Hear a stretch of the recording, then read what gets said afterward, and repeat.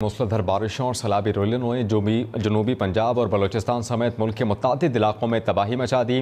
DG Khan, ऊद शरीफ, सादिकाबाद और राजनपुर में सैलाब में सब कुछ डूब गया।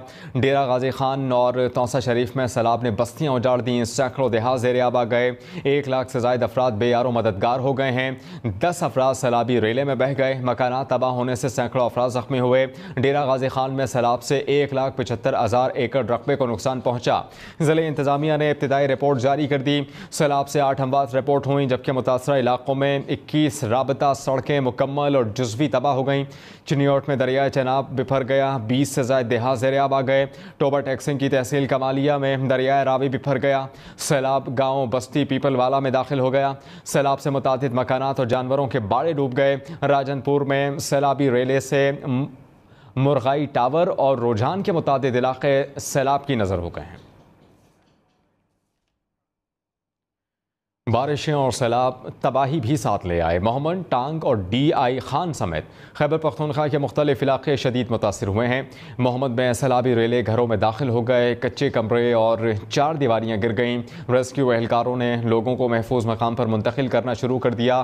टांग के सर्किल कुंडिया में सैलाबी रेले से शहरी घरों में महसूर होकर रह गए। ज़मीनी राबता मुनक़ता होने से अशिया खुरोनोश की किल्लत पैदा हो गई। मुज़र सेहत पानी पीने से हैज़े की वबा फूट पड़ी। डेरा इस्माइल खान की तहसील पहाड़पुर के मुख्तलिफ इलाकों में सैलाब तेज़ी से दाखिल हो रहा है। लोग नकले मकानी पर मजबूर हैं। तख्त भाई में भी आज चौथे रोज़ वक्फे से मूसलाधार बारिश हो रही है।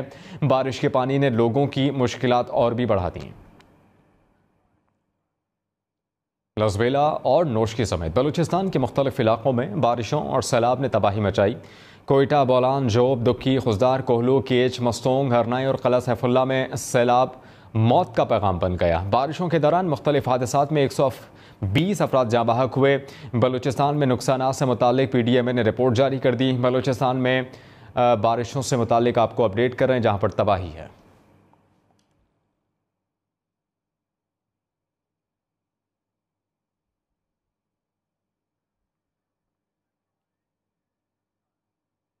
लसबेला और नोशकी समेत बलूचिस्तान के मुख्तलिफ इलाकों में बारिशों और सैलाब ने तबाही मचाई है।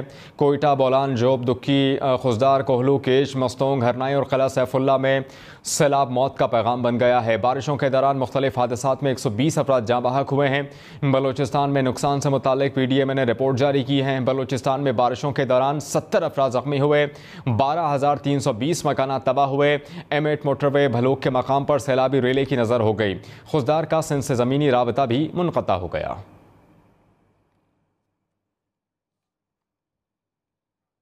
बलूचिस्तान में बारिशों और सैलाब से मुतासरा इलाकों में फ़ज़ाई इमदादी कार्रवाइयाँ जारी हैं।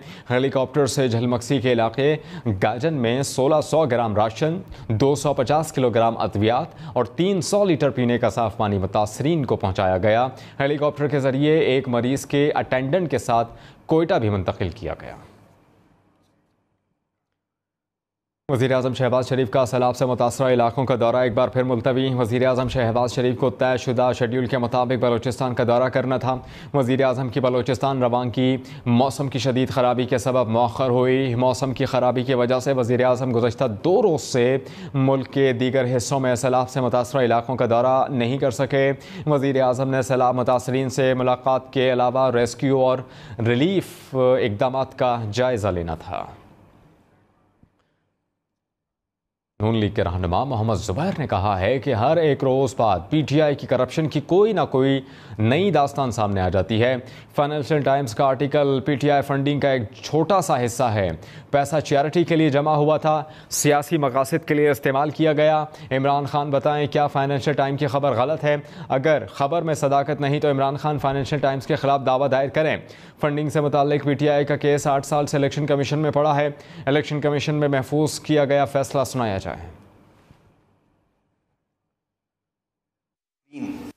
ये नहीं हो सकता कि इंसाफ की धज्जियां उड़ाई जाएं। एक शख्स से पूछा जाए, 8 साल से पूछा जा रहा है। प्राइम मिनिस्टर ने 2 ट्वीट्स किए, बड़ी सिंपल सी ट्वीट्स हैं और मैं उनको याद भी दिला देता हूं इमरान खान साहब को। एक में उन्होंने कहा कि भाई आप सारी कौम को लेक्चर देते हैं, अब दिस इज द मोमेंट कि he should come clean.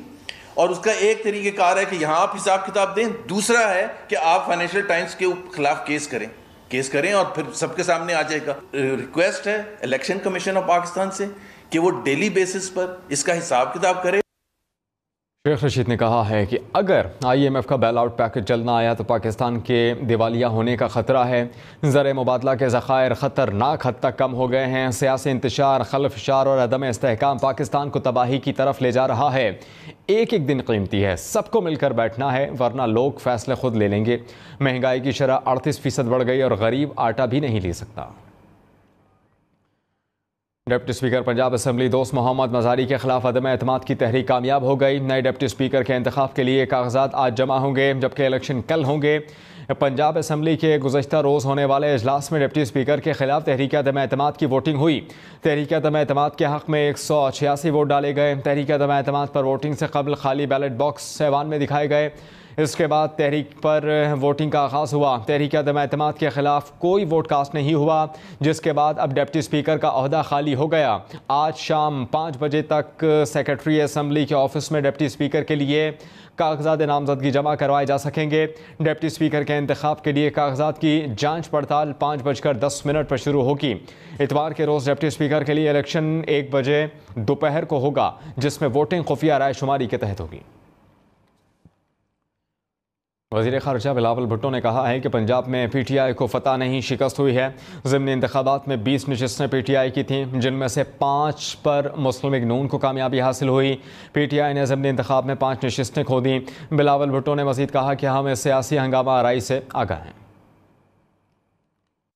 The situation in Punjab is concerned. Of the 20 seats that were up for by-election, all 20 seats of which belonged to an opposition political party, the government ally Muslim League Nawaz managed to gain 5 of those 20 seats. So the opposition lost 5 seats, but I understand that there's political turbulence back home. Everybody is aware of that. सफ्तान Khan ने speaker Punjab assembly का हलफ उठा लिया। Panel of chairman Wasim बादुज़ाई ने सफ्तान खान से हलफ लिया। सफ्तान Khan 185 vote लेकर speaker Punjab assembly मुंतखब हुए।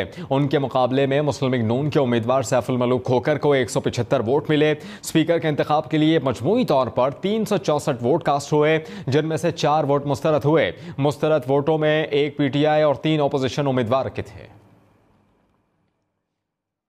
वज़ीर आला पंजाब चौधरी परवेज़ इलाही ने कहा कि नियत नेक और इरादा मुसम्मम हो तो अल्लाह ताला ज़रूर आपकी मदद करता है।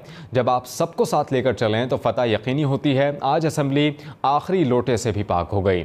असम्बली एक ऐसा इदारा है जहां दीन का काम हुआ है। पाकिस्तान बनने के बाद पहली मरतबा ख़त्म नबूवत का काम हुआ है।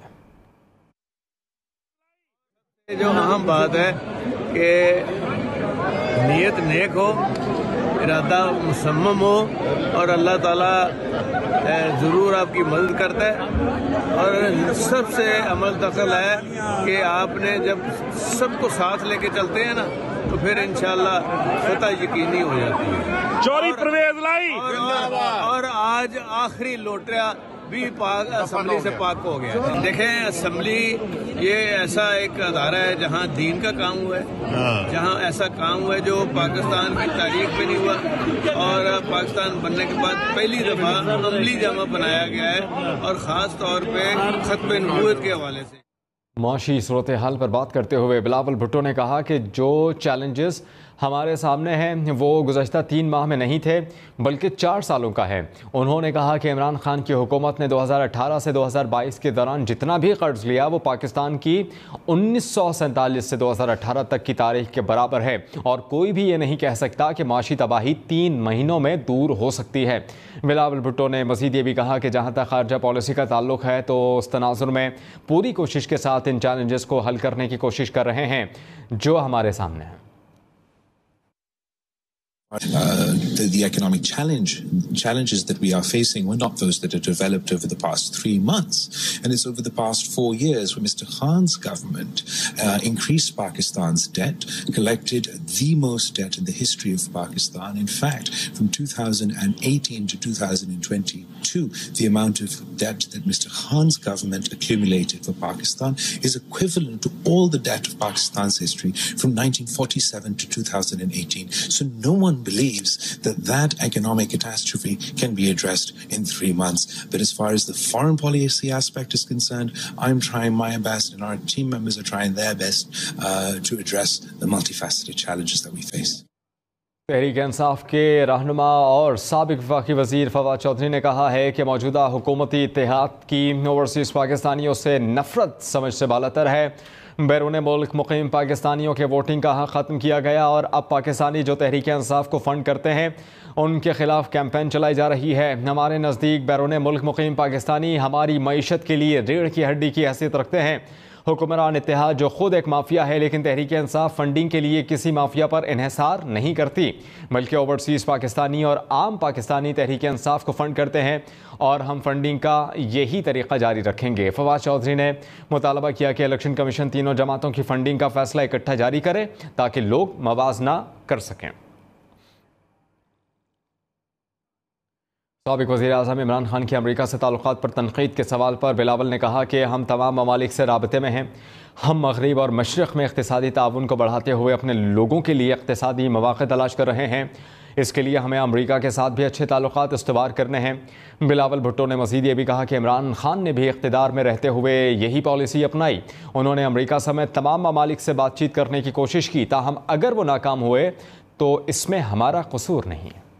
डेरा गाजी खान से खबर आई है जहां पर बरसाती नदी नालों के सैलाब से 8 अफराद जाँ बहक हुए हैं, जबकि मुतअद्दिद बस्तियां सफ़ाए हस्ती से मिट चुकी हैं। ऐसी ही एक बस्ती अहमदानी है जो कि मुकम्मल तौर पर तबाह हो गई है। हमारे नुमाइंदे अकरम शहजाद वहां पर मौजूद हैं, सूरत हाल उनसे जान लेते हैं। अकरम, अपडेट कीजिएगा।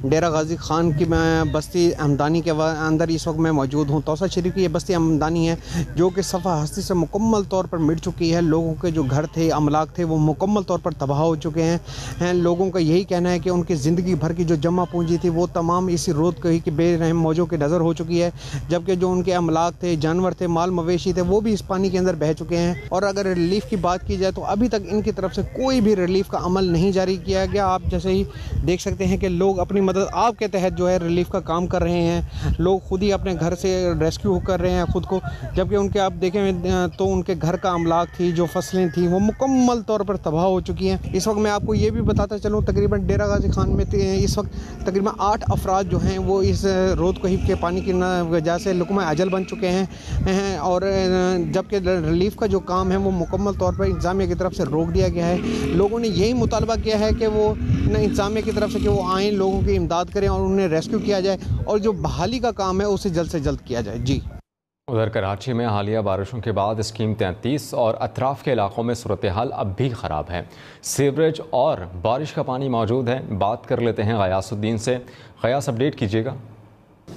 हालिया बारिशों के बाद बारिश के असरात अब भी मौजूद हैं। मैं इस वक्त स्कीम 33 में मौजूद हूँ और मुख्तलिफ रिहायशी आबादियाँ हैं, सड़कें हैं, वो अब भी बारिश के पानी और सेवरेज के पानी में डूबी हुई हैं। और स्कीम 33 के मुख्तलिफ इलाकों में सूरत हाल बहुत ज़्यादा ख़राब है। ये मरकज़ी सड़क है जो कि मुख्तलिफ सोसाइटीज़ को जोड़ती है और सोसाइटीज़ के मुकम्मल रास्ते बंद नज़र आ रहे हैं। हमें जो रिहायशी हैं यहाँ पर ख़ासे परेशान दिखाई दे रहे हैं कि हर वक्फे से यहाँ पर बारिश का स्पेल जारी है, कभी तेज़ तो कभी हल्की बारिश हो रही है, लेकिन पानी की निकासी के लिए अभी तक यहाँ पर कोई मुनासिब बंदोबस्त नहीं हुआ। जिस तरह हमने देखा था कि कराची के मुख्तलिफ इलाकों में, चाहे वो रेड जोन हो चाहे दीगर इलाकों में, मशीनरी ऑपरेशनल हो गई थी और उसके बाद उसने पानी की निकासी का काम किया, लेकिन इधर अभी सूरत हाल मुख्तलिफ है। उनके तमाम रास्ते बंद हो चुके हैं। आबादी के अहाते में भी पानी मौजूद है। नालों की सफाई नहीं हो सकी बर वक्त, जिसकी वजह से पानी रुका हुआ है सड़कों पर, इसकी निकासी नहीं हो पा रही, जिसकी वजह से यहाँ रहने वाले खासे परेशान हैं।